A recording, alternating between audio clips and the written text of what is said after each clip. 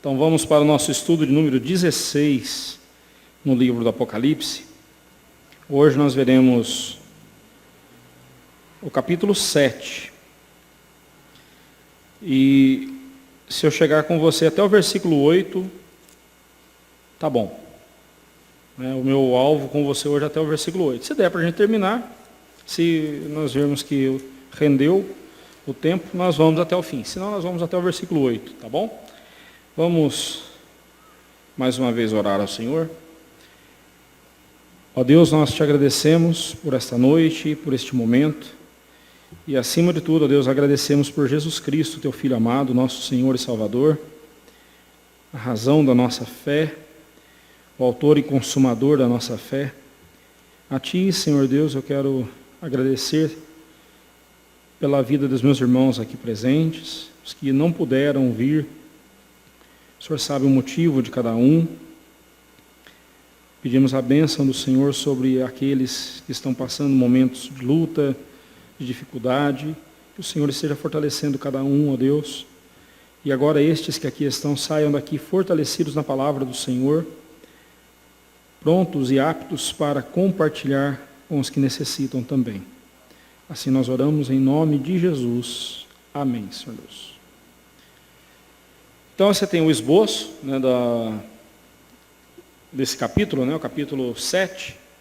O tema central do capítulo 7 são os escolhidos de Deus, os eleitos, conforme o versículo 4 fala até o número deles, mas vamos ver o que significa esse número, 144 mil. Mas esse capítulo fala dos escolhidos de Deus, eleitos e por Ele salvos. No versículo 1 a 8 nós temos a poderosa salvação. Afinal de contas, Deus os elegeu para salvá-los. E veremos então a poderosa salvação de Deus na vida dos seus eleitos. Do versículo 9 a 12 nós veremos a maravilhosa adoração. Afinal de contas, fomos salvos, fomos escolhidos, salvos, para sermos adoradores do Senhor, para sermos seus adoradores, aqui nesta vida e por toda a eternidade. E, encerrando o capítulo, versículo 13 a 17, nós temos aí a eterna comunhão. Você foi salvo por Cristo Jesus para ser adorador, um adorador do Senhor, e também para viver em comunhão com seus irmãos e com Cristo, e com o Deus triuno. E essa comunhão começa nessa vida, mas vai por toda a eternidade. Por isso que ela é eterna, comunhão eterna. Então são esses 3 pontos que nós veremos aqui no capítulo 7. Então, comecemos. O presente capítulo é uma espécie de parêntese entre o que acontece no capítulo 6 e o capítulo 8. Observe que o capítulo 6 fala sobre os 6 primeiros selos que foram abertos, mas são 7, mas só 6 foram abertos. Aí vem o capítulo 7, é um parêntese na narração, na narrativa, e o 7º selo ele será aberto só no capítulo 8. Olha lá, capítulo 8, Então, há um parêntese entre o 6 e o 8, e esse parêntese é o capítulo 7. Porém, nós devemos observar aqui que o capítulo 7 de Apocalipse é o oposto do que está registrado no capítulo 6. Pois, após a visão do juízo de Deus sendo executado sobre os ímpios, lá no capítulo 6, João passa agora a descrever a visão dos escolhidos, a visão que ele tem dos escolhidos de Deus e como eles se apresentam diante de Deus na glória. Então, olha só o contraste, é muito interessante o contraste entre o capítulo 6 e 7. Por exemplo, os ímpios, no capítulo 6, os ímpios clamam aos montes que caiam sobre eles e os livrem da ira de Deus e da ira do Cordeiro. Você pode ver lá no versículo 16 do capítulo 6.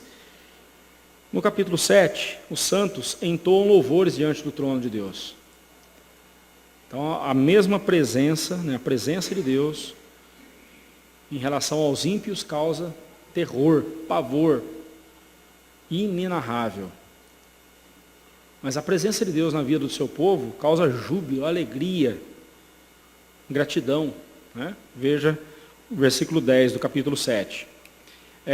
Enquanto os ímpios veem esse dia com terror e pavor, os santos veem esse dia como festivo e jubiloso. O dia mais feliz da nossa vida, depois do dia da nossa conversão, será o dia em que Cristo voltar para nos buscar. Enquanto os ímpios perguntam, quem é capaz de suster-se ou de manter-se firme, né, no versículo 17 do capítulo 6, a resposta vem no capítulo 7, no versículo 4. Os 144 mil selados.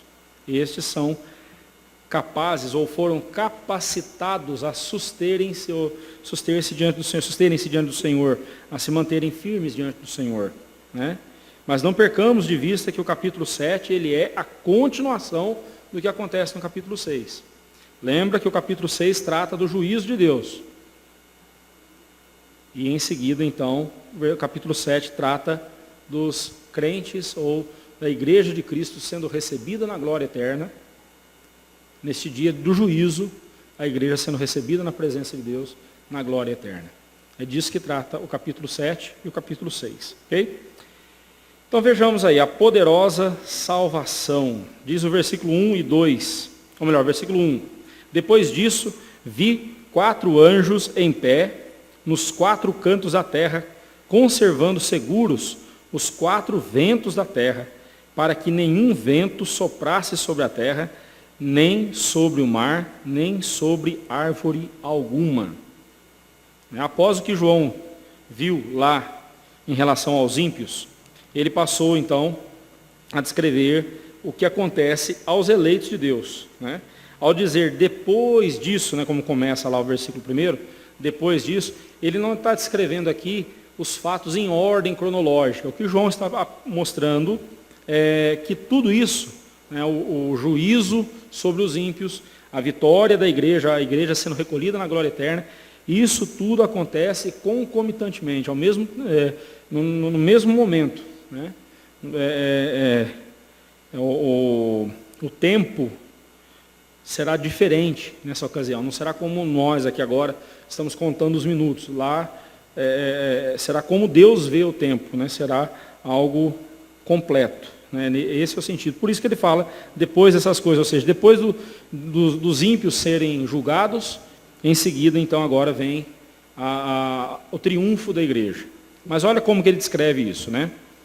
Os números aqui em Apocalipse, eles são muito importantes. Eu já tenho mostrado isso para vocês. Os números em Apocalipse, eles têm uma linguagem simbólica, né? Eles são simbólicos. Por exemplo, quando se fala aqui dos 4 cantos, ou os 4 ventos que soprando sobre a terra, né? Os 4 ventos que foram segurados pelos anjos ali, mostra o que? A totalidade da criação, né? Os 4 cantos da terra, os 4 pontos cardeais, então mostram a totalidade da criação. Os números, o número 4 então aparece mostrando a ação divina em toda a sua criação. O dia da volta de Cristo, a Bíblia fala também que a natureza, a criação será expurgada do pecado, será restaurada. Não haverá nenhuma criatura no universo, não haverá nenhuma obra da criação de Deus no universo que no dia da volta de Cristo ficará de fora do que vai acontecer. Não, a obra de Cristo abrangerá toda a sua criação, quer os seres humanos, os seres espirituais, quer seja a flora, a fauna, toda a criação, tudo será afetado, tudo será abrangido, né, na obra quando Cristo voltar para buscar a sua igreja, no dia do juízo. Tá? Os elementos aqui, 4 cantos da terra, aí fala, né, 4 cantos da terra, a terra, o mar e a árvore alguma, você vê o número 4, novamente aparecendo. Mostram categorias da criação, né? A massa de terra, os oceanos, a flora. Os 4 anjos, nós vamos ver aqui que aparecem 4 anjos. Né? Esses 4 anjos também têm autoridade sobre os 4 ventos, que neste texto é símbolo da tormenta e tribulação decorrentes do juízo. Então veja bem, vamos ler de novo o versículo 1. Depois disso, vi 4 anjos em pé nos 4 cantos da terra, conservando seguros os 4 ventos da terra, para que nenhum vento soprasse sobre a terra, nem sobre o mar, nem sobre a árvore alguma. Agora, olha o que vai dizer o verso 2. Vi outro anjo que subia do nascente do sol, tendo o selo do Deus vivo, e clamou em grande voz aos 4 anjos, aqueles aos quais fora dado fazer dano à terra e ao mar. Então veja bem, os 4 anjos, cada qual segurando ali os ventos, segurando o vento, né? Não é que ele estava ali segurando o vento, né? Não entenda isso literalmente. O que é vento aqui significa tribulação, a tribulação que virá sobre a terra. E então esses 4 seres, esses 4 anjos, segurando ali esses elementos que trarão destruição. É isso que João está dizendo. Veja bem, não é que o anjo tem poder para segurar o juízo de Deus, não é isso. Aqui o que João simplesmente está dizendo é: o juízo de Deus acontecerá quando Ele quiser, e Ele vai usar os meios que Ele quiser usar. É isso que a gente tem que ter em mente. Não tente ir nos detalhes aqui da visão, senão você vai se perder. O que João está passando para nós aqui, a mensagem é essa: o dia do juízo final, Deus e o Senhor Jesus Cristo estão no controle de tudo.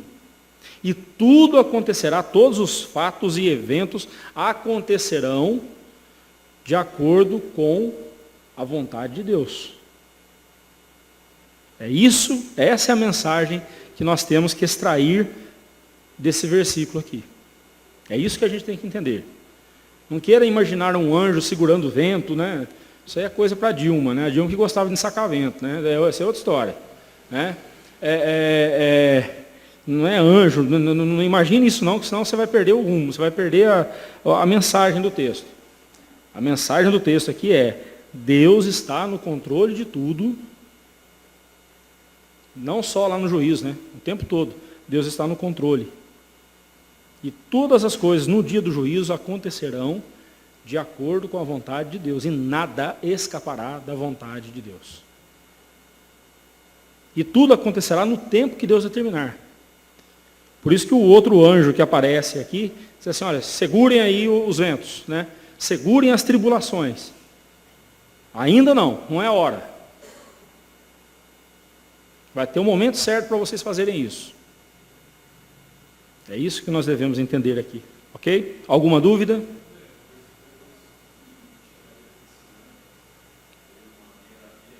Não. Aqui na apostila eu até falo sobre isso, olha lá. Quando eu comento sobre o versículo 2, né?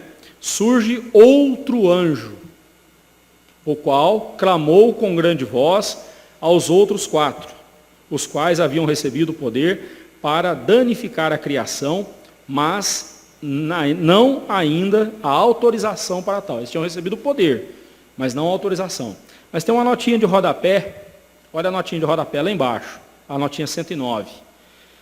O pronome outro, né, referindo-se aí ao anjo, né, a esse outro anjo que apareceu, no grego a palavra, o pronome é allos.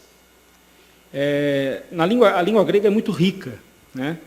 Quando eu quero dizer outro da mesma espécie, outro igual a mim, eu uso o pronome allos. Quando eu quero dizer que o outro é totalmente diferente de mim, eu uso o pronome héteros. De onde vem a nossa palavra heterossexual? Heteronomia. É o outro diferente. É ser humano igual eu, minha esposa é ser humano igual a mim, mas sexo oposto. Então, hétero. Ali não foi usado o termo hétero. Se fosse o termo hétero, né, o pronome héteros, Então eu diria que esse anjo aí sim seria uma hierarquia, né, numa categoria diferente. Mas no grego a palavra que aparece é alos, que aponta para o fato de que esse anjo é da mesma categoria que os outros 4. Né? Agora, o que significa a palavra anjo? No grego, é a palavra angelos. Angelos é mensageiro. Né? Os anjos são mensageiros. Eles trazem a mensagem. Aqui no caso, esse quinto anjo que aparece falando com os outros 4, é um mensageiro da parte de Deus. Vamos lá? Respondido, irmão? Então vamos em frente. Esses anjos, eles receberam a autoridade. Ou melhor, receberam o poder, mas ainda não a autorização para agir. O irmão foi aí da polícia, o irmão sabe como é que é. Né? O soldado lá, o policial, ele tem o poder de ação, mas ele só pode agir depois que o comandante dá ordem, não é? Então a autorização é diferente. Você tem o poder de fazer, mas tem que ter autorização para fazer. Volto lá naquele ponto central. Deus está no controle de tudo. Tudo acontece do jeito que Deus quer que aconteça. Inclusive, lá no dia da consumação dos séculos, tudo, nos mínimos detalhes, será dentro da vontade de Deus. Mas o que então que esse quinto anjo diz aos outros 4? Verso 3. Não danifiques nem a terra, nem o mar, nem as árvores, até selarmos na fronte os servos do nosso Deus. Vamos lá.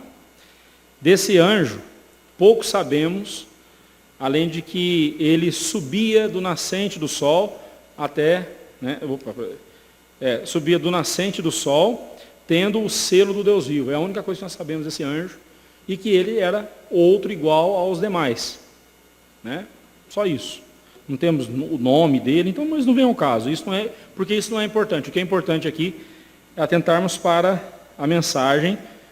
Ele diz o seguinte: essas palavras, apontam para o juízo de Deus a ser executado. Olha só, não danifiqueis nem a terra, nem o mar, nem as árvores, até selarmos na fronte os servos do nosso Senhor, do nosso Deus. O que significa esse selar na fronte? Vamos lá.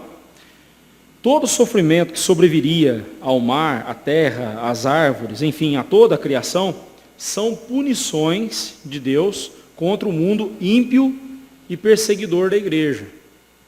Então aqui Deus está punindo. Vocês voltem comigo lá no capítulo 6, no versículo 10. Aqueles que estão na glória clamam em grande voz, dizendo: até quando, ó soberano Senhor, santo e verdadeiro, não julgas nem vingas o nosso sangue dos que habitam sobre a terra? Aqueles que estão lá na glória estão falando: Senhor, quando é que o Senhor vai vingar aqueles que estão lá na terra e fizeram mal a nós? Quando, Senhor, o Senhor vai vingar o nosso sangue? Quando eu vejo aquelas cenas atrozes lá no Oriente Médio, ou em outros lugares que os cristãos estão sendo perseguidos, mortos por causa do Evangelho, irmãos, nessa hora a única coisa que eu consigo fazer é orar a Deus e dizer: Senhor, até quando, Senhor? Mas eu sei que podemos passar a vida inteira vendo essas coisas terríveis acontecendo. Mas Deus não está alheio a essas coisas. No dia do juízo, Ele vai cobrar um por um desses que fizeram mal à igreja de Cristo. Mas só lá, pastor, meu irmão, só? Nós nunca saberemos o que será o juízo final na sua plenitude, porque nós estaremos do lado de Cristo, abrigados em Cristo Jesus.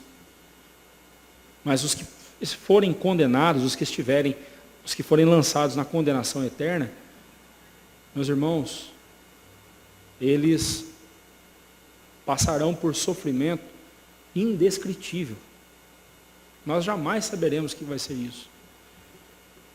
Mas Deus vai vingar. Agora, o pedido que é feito no capítulo 6, versículo 10, está sendo respondido agora.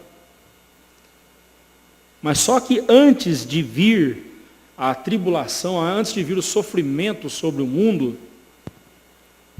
no dia do juízo, aqui pensemos no dia do juízo, tá? No dia da volta do Senhor.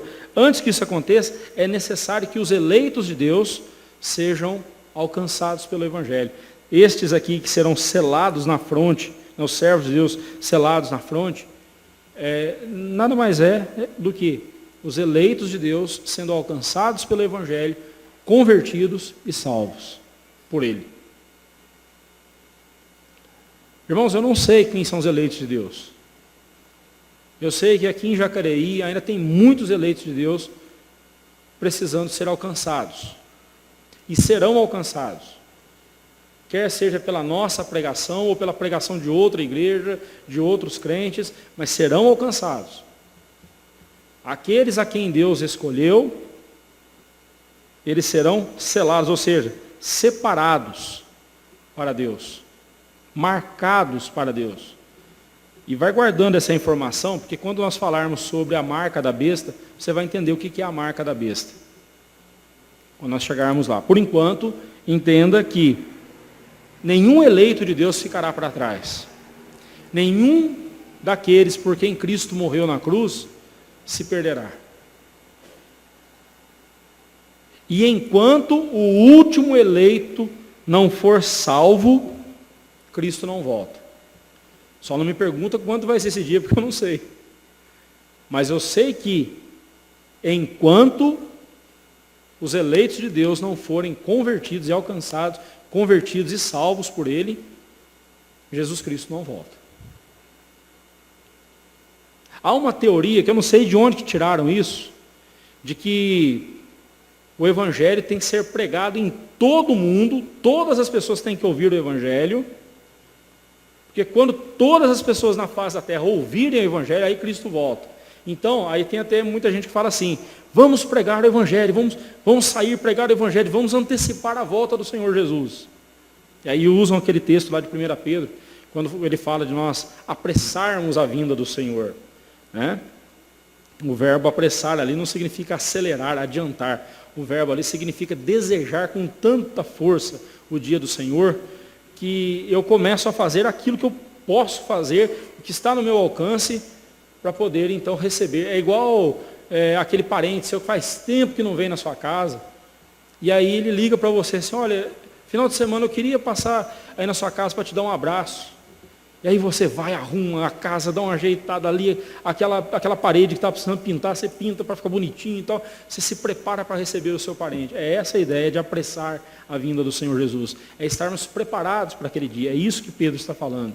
Mas não existe essa história de vamos pregar o Evangelho em todo mundo e todos os seres humanos têm que ouvir o Evangelho para que então Cristo volte. Isso é tão furado, porque para começo de conversa não é bíblico, mas é tão furada a lógica disso, e os que já morreram sem Cristo? Teve muita gente que morreu sem sequer ouvir o Evangelho. E a conclusão lógica é que, entre estes, não havia nenhum escolhido de Deus, não havia nenhum eleito de Deus. Porque se houvesse, Deus teria levantado alguém para ir lá levar o Evangelho. Logo, se Deus está incomodando o seu coração para ir levar o Evangelho a um lugar, vá. Vá. Se Deus está movendo o seu coração para levar o Evangelho a um vilarejo, a uma cidade, ou a um grupo que nunca ouviu o Evangelho, vá. Vá. Ele certamente tem eleitos dele ali que serão alcançados pela pregação que você vai levar. Irmã Neide?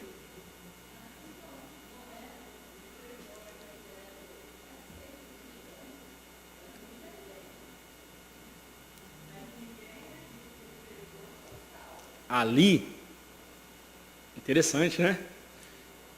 Boa colocação da irmã. Ela falou de Noé. Noé pregou mais de 100 anos ali e só a família dele foi salva. Só. A esposa, os filhos e as noras. Só. Durante mais de 90 anos, se fizer as contas lá, é 90 anos. Mais de 90 anos, ele pregando, e ninguém converteu a não ser a família. Mas por quê? A pregação do Evangelho, irmã, ela não é só para a salvação dos eleitos. A pregação do Evangelho é também para anunciar a condenação de Deus sobre os pecadores. Uma coisa que nós nunca podemos esquecer é que a palavra de Deus ela tem esse duplo efeito. O mesmo Evangelho é uma espada de dois gumes. O mesmo Evangelho que leva a salvação aos eleitos é o mesmo também que sela a condenação dos réprobos. O caso de Noé foi pregar para condenação. Isaías, Deus chamou Isaías e falou para ele, você vai pregar e o coração do povo vai endurecer.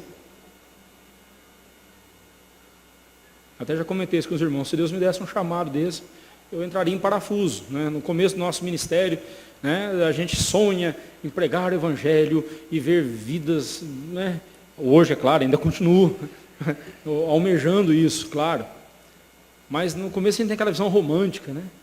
E aí quando a gente pregava, não tinha nenhuma conversão, a gente ficava triste, frustrado, porque ninguém se converteu. Não via mudança nenhuma, assim, meu Deus. Mas a gente precisa entender o seguinte. A nossa parte é pregar o Evangelho. Converter os corações é Deus quem vai fazer. E pode ser que Ele não vai converter ninguém. Pode ser que Ele está usando a gente ali para anunciar a condenação dele sobre os ímpios. E a gente tem que estar preparado para isso. Porque Ele é o Senhor. Voltando aqui para o nosso texto, as coisas acontecem do jeito que Ele quer, quando Ele quer, e Ele usa quem Ele quer. Tudo está no controle dEle. Respondido, irmã? Vamos em frente, então. Tais punições deveriam acontecer, mas ainda não. Tinha o tempo certo. Estamos anunciando a volta de Cristo. Mas ainda não aconteceu, mas vai acontecer. Primeiro deveriam ser selados na fronte os servos de Deus. Notemos que o anjo não diz que iria tirar os servos de Deus do meio da tribulação, mas que Deus os protegeria por meio do seu selo. Então, os nossos irmãos pré-milenistas, né, dispensacionalistas especialmente, eles, o pré-milenismo e o dispensacionalista, cai por terra diante desse texto. Por quê? Pois ele afirma que o dispensacionalista, né, ele afirma que os crentes serão arrebatados antes da grande tribulação.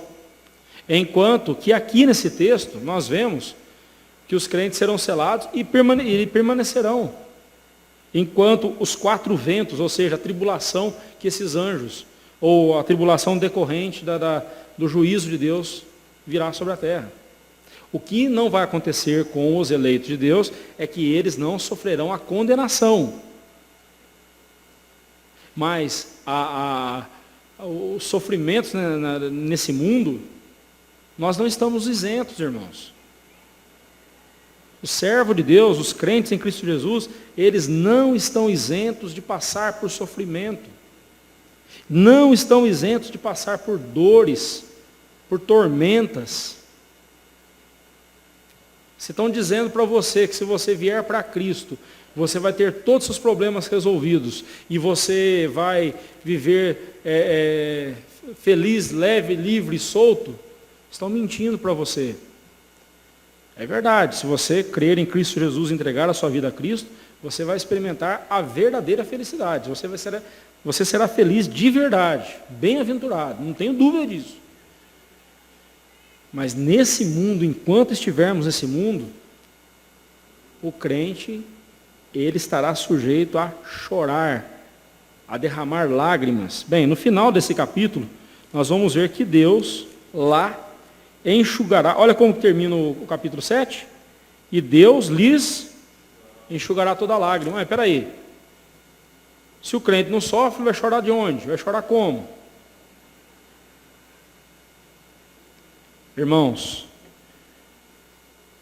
prestem atenção no que Jesus fala. Se alguém quer vir após mim, a si mesmo se negue, dia a dia tome a sua cruz e siga-me. O que as pessoas nos nossos dias mais sabem fazer é exigir os seus direitos. Não é? Aí vem Jesus e fala, sabe qual direito que você tem? Você tem 2 direitos.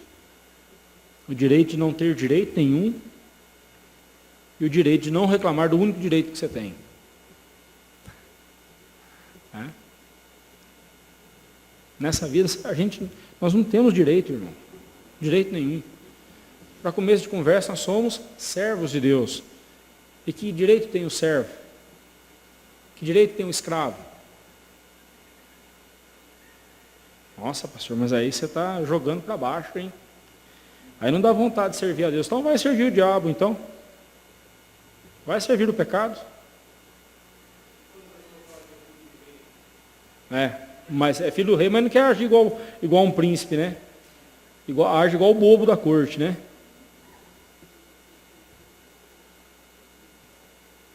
Somos filhos de Deus, somos filhos do rei.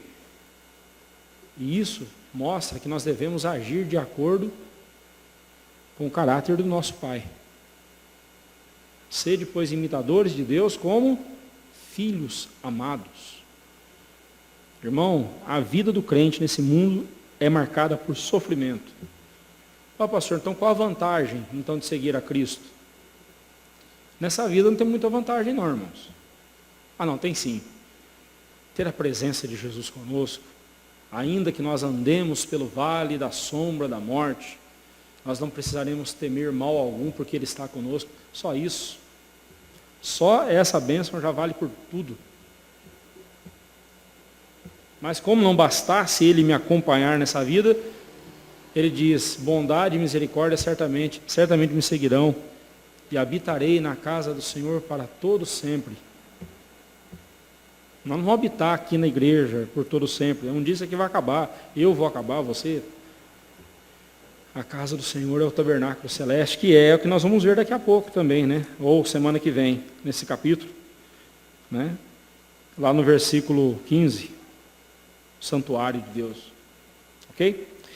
Vamos lá, vamos seguindo aqui. Alguma dúvida? Posso continuar? Então vamos lá. O selo sobre a fronte de cada servo de Deus tem o propósito de destacar, entre os demais. Né? Quando você está conversando com uma pessoa, você fica olhando para o pé dela. Se eu estivesse pregando aqui agora, olhando para cima, olhando para o chão, e não olhando para você, não é estranho? Quando a gente vai conversar com uma pessoa, a gente olha no rosto da pessoa. Né?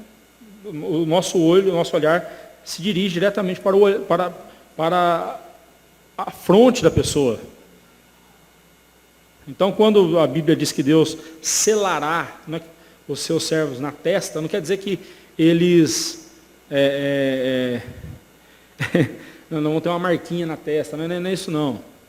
O que quer dizer é o seguinte, será visível a marca de Deus na sua vida. O apóstolo Paulo fala sobre essas marcas. Ele fala, ninguém, pois, me menospreze, porque eu trago no corpo as marcas de Cristo. Não é aquela superstição conhecida como estigmata. Né? As estigmatas, aqueles caras que na mão deles aparecem feridas, nos pés, no lado, na cabeça. Segundo eles, são as marcas de Cristo.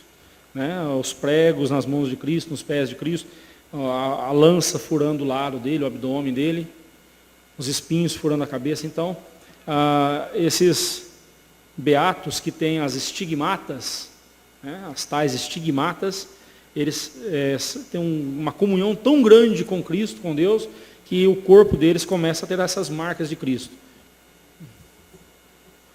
né? Mas aí já essas estigmatas elas aparecem espontaneamente no corpo da pessoa. Espontaneamente. Eles não fazem, eu acho que eles fazem, mas dizem que é espontâneo. Tá. De tanta intimidade que ele tem com Deus, com Jesus, de repente começam essas marcas a aparecerem no corpo deles. É o que eles dizem. Bem, deixando isso de lado, mas as marcas de Cristo em nós, que Deus quer que elas sejam vistas em nós, não são essas. As marcas são as marcas do caráter. Romanos 8, 28 e 29. Todas as coisas cooperam para o bem daqueles que amam a Deus, daqueles que são chamados segundo o seu propósito. Ótimo. Todo mundo sabe o 28. Fala o 29 agora. Pega carona com ele, ele está falando, fala alto. Quanto aos que de antemão conheceu, a esses também predestinou, para serem conformes à imagem de seu Filho, a fim de que ele seja o primogênito entre muitos irmãos. O que isso quer dizer? Ser conformado à imagem de Jesus. O homem foi criado à imagem e semelhança de quem? Imagem e semelhança significa ali o caráter e a condição de se relacionar com Deus. Quando foi que o homem perdeu isso? Na hora da queda, no pecado. Então, desde lá do Éden para cá, a raça humana perdeu essa ligação com Deus. Por isso, Deus veio ao encontro do homem, na pessoa de Jesus Cristo, ele veio e salvou. E nos religou a ele. Dizem que esse é um dos significados da palavra religião, né? Religare, não sei. Mas ele nos religou a Cristo, a Deus. Cristo novamente nos trouxe a presença de Deus. Mas para estarmos na presença de Deus, nós precisamos ser justos. E nós somos justos o suficiente para estar diante de um Deus que é justo e perfeito como o nosso Deus? Somos? Não. Não somos. Por isso nós precisamos ser o quê? Justificados. Ser justificado significa ser perdoado por Cristo, por Deus, mediante o sacrifício de Jesus na cruz. Eu sou perdoado por Deus, e porque eu sou perdoado por Deus, agora eu sou revestido com a justiça de Jesus. É isso que a Bíblia quer dizer, que o sangue de Jesus nos cobre de todo pecado. É isso que a Bíblia chama de justificação, é isso. O sacrifício de Cristo na cruz foi em nosso lugar. Então, quando Deus olha para mim, olha para você, Ele vê a justiça de Jesus, que é exatamente igual à justiça dele, do Pai. E por isso, então, nós podemos nos aproximar diante do trono da graça e bendizer o Senhor. Por causa da justiça de Jesus. Não é por causa da nossa justiça, não. Porque Deus, por boca do profeta Isaías, disse que as nossas justiças são trapos da imundícia. Ou seja, aquelas ataduras que os leprosos usavam para cobrir as suas feridas infectas e purulentas. Não tinha tratamento naquela época, só tinha um jeito. Tirar aqueles panos cheios de pus, com um pedaço de pele infectado, tirar aquilo, jogar fora e pôr outro novo no lugar. Para que servia aquele pano que foi jogado fora, aquele trapo que foi jogado fora? Para ser desprezado, porque estava todo infectado. É isso que Deus vê quando Ele vê a nossa justiça. Sabe aquela obra que você fez, que todo mundo aplaudiu, falou assim, olha, isso sim, olha que, né? Sabe? Todo mundo falou, olha, isso aí é um crente de verdade, que coisa maravilhosa, tal. Se você pegar essa obra e chegar diante de Deus nos céus e falar, Senhor, estou dando isso em troca da minha salvação, seria como se você pegasse aquele pano cheio de coisa podre, de pele podre, de pus, e dar de presente para Deus. Você aceitaria um presente desse? Ainda mais tendo que dar algo tão valioso em troca? Ninguém, né, irmãos? Dói ouvir isso, não dói? Ainda mais hoje em dia, que estão dizendo por aí que você vale ouro, você é puro ouro de Ofir, né? Você é um especial. E quando você olha para Deus, você não vê diferença entre você e Ele, né? Tem uns tontos pregando essas besteiras por aí, tem mais tonto ainda seguindo, ainda esses charlatães, né? Sempre charlatões ou charlatães? Charlatães. Tões? É isso aí, esses caras que são picaretas, pronto, resolvido, deu na mesma. Mas é isso. Ou a gente desiste de toda a nossa justiça, de tudo aquilo que a gente acha sobre nós, e deixa de lado e fica só com Jesus Cristo, que só Ele basta. É isso que quer dizer, Ele é o nosso único e bastante, ou suficiente Salvador. Eu não preciso de mais nada e de mais ninguém além de Jesus. E nem devo. Porque se eu coloco mais alguma coisa ao lado de Jesus para me salvar, eu estou desprezando Jesus. É difícil ouvir isso, né, irmãos? É por isso que a Bíblia, as pessoas não gostam da Bíblia, porque a Bíblia fala de nós aquilo que nós realmente somos. Mas Deus quer em nós formar o caráter de Cristo. Todas as coisas da nossa vida contribuem para que o caráter de Cristo seja formado em nossa vida. Sejam coisas agradáveis ou desagradáveis, boas ou ruins, tudo coopera para o meu bem. E o bem é ser moldado conforme o caráter de Jesus. É eu ser cada vez mais parecido com Jesus, a ponto das pessoas olharem para mim e não me verem mais, mas verem em mim as marcas de Cristo, o caráter de Cristo. E isso é que é ser discípulo de Cristo. E para isso, nós contamos com ninguém menos do que o Espírito Santo de Deus. Ninguém menos do que o Espírito Santo. E é justamente o Espírito Santo que nos sela. Lá em Efésios, capítulo 1, versículo 13, fala que nós somos selados pelo Espírito Santo. É o Espírito Santo que nos sela. É Ele que nos marca. No momento em que você recebeu a Cristo como o seu único e suficiente Salvador, você também foi selado com o Espírito Santo. O que alguns dizem por aí, você foi batizado com o Espírito Santo. Ser batizado com o Espírito Santo é isso, irmãos. Eu não vou entrar em detalhes aqui, mas não existe base bíblica para dizer que depois da sua conversão, algum tempo depois, você estava lá em oração, aí o Espírito Santo veio e te batizou. Não existe base bíblica para isso. Os únicos textos que parecem falar isso estão em Atos dos Apóstolos. E um dia eu posso te mostrar um por um que não foi isso que aconteceu. Toda vez que alguém recebe a Cristo como seu Salvador, toda vez que alguém é convertido a Cristo, né, porque você recebe uma vez só. Quando a pessoa recebe a Cristo como Salvador, o Espírito Santo imediatamente o sela, o batiza, o marca para o dia da redenção. Isso é ser selado com o Espírito Santo, tá? Mas isso eu vou falar com você outro dia, porque senão eu saio totalmente aqui, né? O selo, então, significa isso. William Hendricks, ele destaca algumas coisas aqui. Primeiro, o selo, ele protege contra a falsificação. Mas no Brasil tudo é falsificado, né? No Brasil tudo é falsificado, é impressionante. Você vai, compra um tênis de marca e de repente você descobre que aquele tênis é falsificado. Mas a falsificação é tão idêntica ao original, a diferença é que ele não dura igual ao original.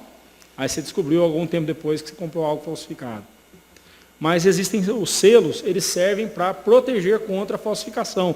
Por exemplo, no dia lá do sepultamento de Jesus, o túmulo dele foi selado, para que ninguém roubasse o corpo de Jesus. Se o túmulo foi selado, e o selo tinha que permanecer ali. Se alguém chegasse no dia seguinte e encontrasse o selo quebrado, roubaram, violaram o túmulo dele. Mas chegaram no outro dia, o túmulo estava intacto. O túmulo estava intacto. Ainda tinha guarda ainda né? E estava do lado. Um selo também marca uma propriedade, né? Assim lemos lá em Cantares, capítulo 8, versículo 6, né? Põe-me como selo sobre o teu coração, um selo sobre o teu braço, né? A noiva pedindo para o noivo, né? Por exemplo, a aliança, né? Esse anel que a gente chama de aliança é um selo, né? Marca que eu sou casado com a Janaína. Se você não conhece minha esposa, você sabe que eu sou casado. Então, o selo, né? Um sinal, né? E eu pertenço a ela, sou propriedade dela. 3. O selo certifica um caráter genuíno. O decreto de que todos os judeus seriam destruídos foi selado com o anel do rei Assuero, lá em Ester, capítulo 3, versículo 12. Então, era genuíno aquele decreto. E por que era genuíno? Porque tinha um selo. Isso tudo diz respeito à obra de Cristo em nossa vida. Protege contra a falsificação, né? Somos propriedade do Senhor e tudo isso é genuíno, é verdadeiro, né? Mas não percamos de vista que o selo está sobre todos os servos de Deus, por eles salvos. Este selo é o Espírito Santo. Ok? Não vou chegar no versículo 8, não. Vou parar no versículo 4. Não, nem no versículo 4, vou parar aqui no versículo 3 mesmo. Semana que vem eu continuo com você a partir do versículo 4. Eu disse para você que você ia saber quem são os 144 mil só a semana que vem.